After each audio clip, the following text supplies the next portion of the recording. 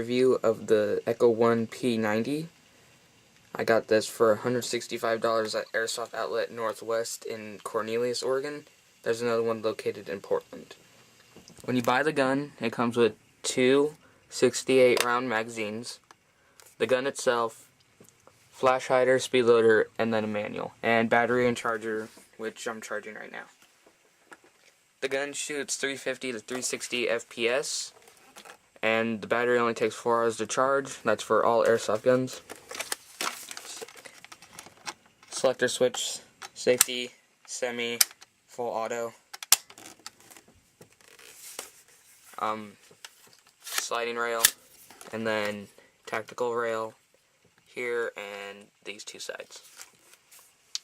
Flash hider's easy to put on. You just unscrew this and then screw that on. Battery is located back here. You push this button in. Just a sec.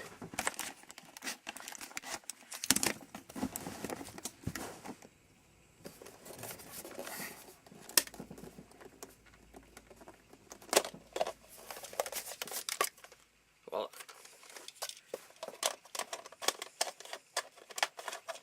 now if I want to put it back in. Okay.